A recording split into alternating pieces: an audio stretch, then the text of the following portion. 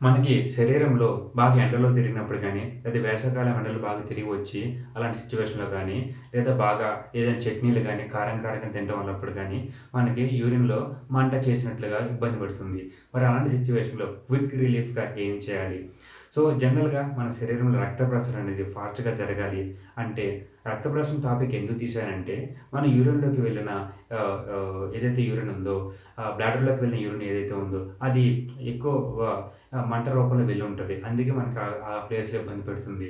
So, దాని ప్లేస్‌లో వెంటనే మిగతా బాడీలో ఉన్న వ్యర్థం అంటే, ఈ మిగతా బాడీలో ఉన్న లిక్విడ్ అక్కడికి వెళ్తే, ఆ సె అది తగ్గుతుంది. ఆ సివియారిటీ అనేది తగ్గుతుంది.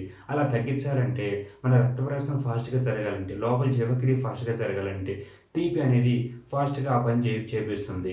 సో, అందుకే పంచదార కొంచెం నీళ్ళలో కలిపేసుకొని వెంటనే తాగేస్తే మీకు దాని రిలీఫ్ వితిన్ 5 మినిట్స్‌లో వచ్చేస్తుంది. కొంతమంది దీనికి థమ్స్ అప్ గాని, కోకా కోలా గాని, స్ప్రైట్ గాని తాగుతారు.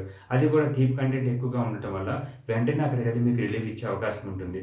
కాకపోతే అవి బాగా కూలింగ్‌గా ఉన్నాయనుకోండి, ఇంకొక 5 నిమిషాలు లేట్ పడుతుంది. ఎందుకంటే కూలింగ్ ఇవి మళ్ళీ మీ బాడీ టెంపరేచర్‌కి తీసుకొచ్చి అప్పుడు మీ రక్తంలోకి పంపించాలి కాబట్టి శరీరానికి కొంత టైం పడుతుంది. అలా కాకుండా నార్మల్ వాటర్‌లోనే కొంచెం పంచదార గాని, బెల్లం గాని వేసుకొని మీరు తాగినట్లయితే అప్పుడు సైకిల్ అనేది ఫాస్ట్‌గా జరిగి మీ యూరిన్‌లో మంట సిట్యుయేషన్ అనేది కొంత కంట్రోల్ అయిపోతుంది. అది కూడా చాలా ఫాస్ట్‌గా.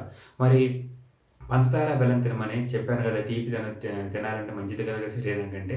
యెస్. కొద్ది మోతాదులో మాత్రమే. అది కూడా పరిస్థితి బట్టి వాడండి.